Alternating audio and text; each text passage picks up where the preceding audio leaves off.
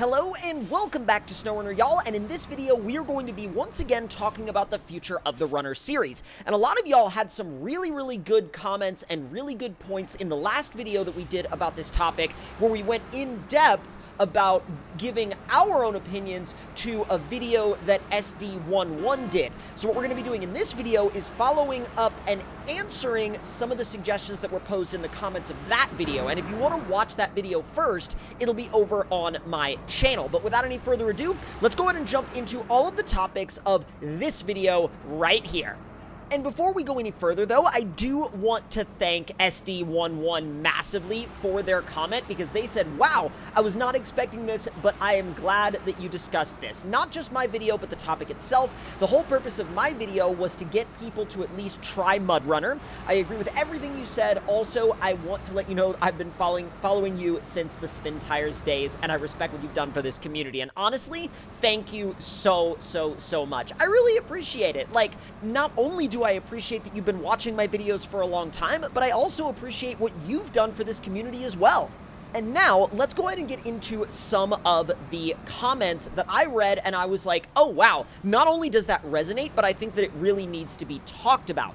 Now, this one comes from a user called Hot Wheels 8475, and they said rather than make a MudRunner 2, they should take everything that they learned from Spin Tires, MudRunner, and SnowRunner all combined, and use that to create a third runner, or whether they call it, you know, MudRunner 3 or SnowRunner 2. They could call it whatever they want, or a different runner name entirely, because I don't personally think that the name itself matters all that much. It's the content within the game. It's the content within the experience, and it's the content within the whole ecosystem that you as a player are going to experience. And if that's there, I don't think people are going to be all too bothered about what it's called. Now, obviously, from a marketing standpoint, the name is important. The name is important for a lot of reasons. It's important to have a name that people resonate with, and it's also important to have a name that resonates well with the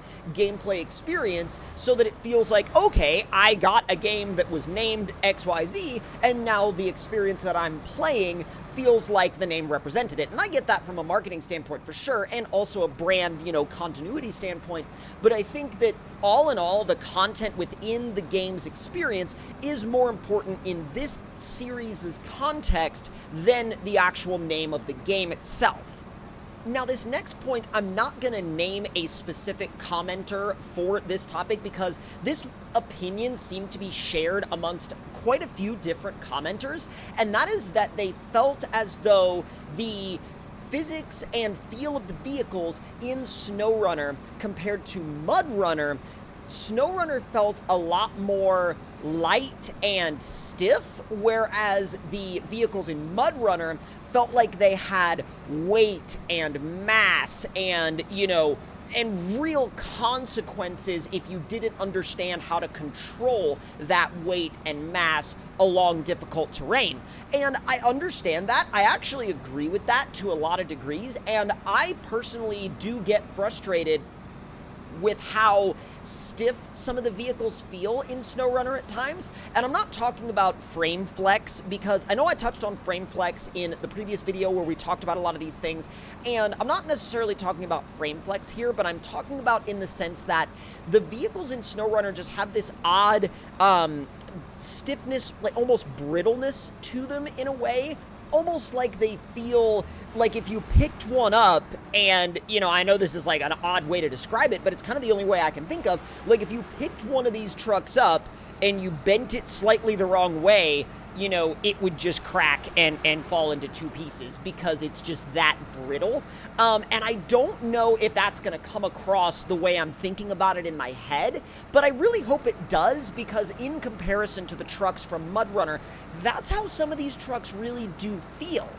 Now, something else that I saw a lot was I saw a lot of comments kind of alluding to the idea that the physics in SnowRunner are less engaged and less engaging sort of by design, so that the game would appeal to a quote-unquote wider audience and be quote-unquote easier to play for a casual player. But here's the thing. You know, I thought about that a lot, and while MudRunner and SnowRunner, yes, absolutely, they do feel different, and SnowRunner absolutely does have a stiffer feel that I don't really prefer over the feel of MudRunner. I do prefer the way the trucks feel in MudRunner. I don't think the game is necessarily outright easier to play.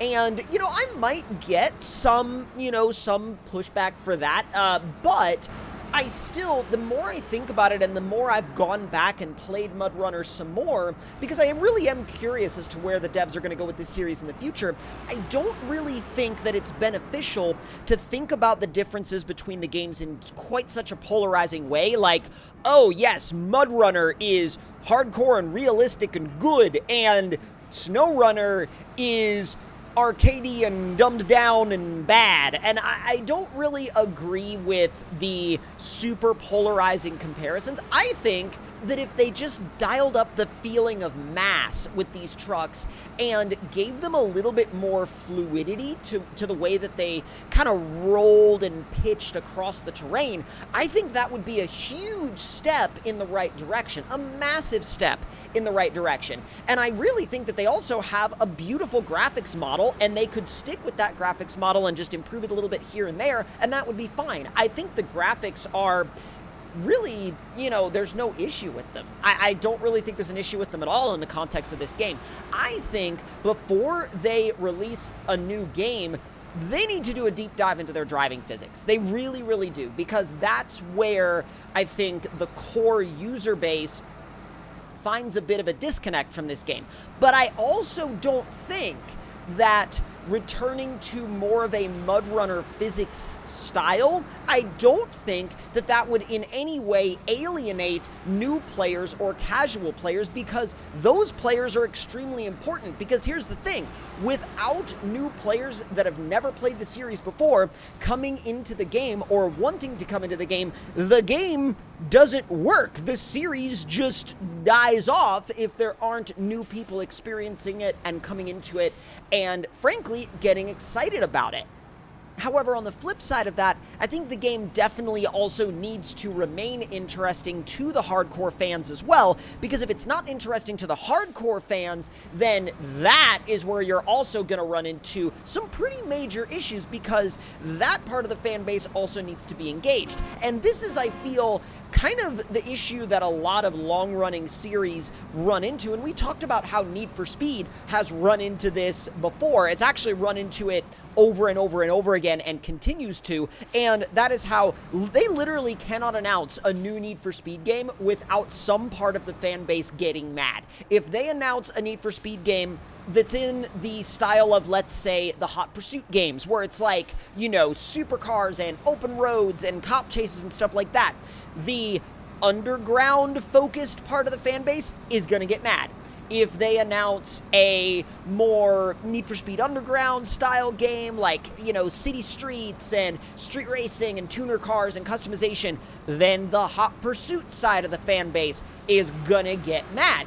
And this is the issue, I think, with nostalgia-based focus in the gaming world, because I think so many people, yes, these games are wonderful and they have amazing experiences playing them, but then they latch on to that one way as the only way to enjoy a certain game or a certain franchise. And I think when they assign that particular association to a game series, they're like, all right, that's it. That's where I had my quote-unquote best experience with this series, and so anything other than this one thing that this series does is now bad to me, in my eyes. And I think not only is that kind of an unhealthy way to look at a game series, but it also does not allow that game series to evolve. I would rather see a game series grow and evolve in new ways rather than, see a game series make an incredible game and then have the entire fan base get so attached to this game or this game that everything after that just doesn't really get any traction with the existing fan base, and so now the game itself has to go out and find a new fan base because the old fan base never even gave the new one a chance. So anyway, that was a little bit of a side rant, but y'all get exactly what I'm going for here, I'm sure. But if y'all enjoyed this video and enjoyed this deep dive, let me know your thoughts and opinions on it in the comments below. Hit that like button if you enjoyed, subscribe if you're new, and if you would like to see any more videos like this one, make sure you have those notifications turned on. That's going to do it for this one, and I'll see y'all next time.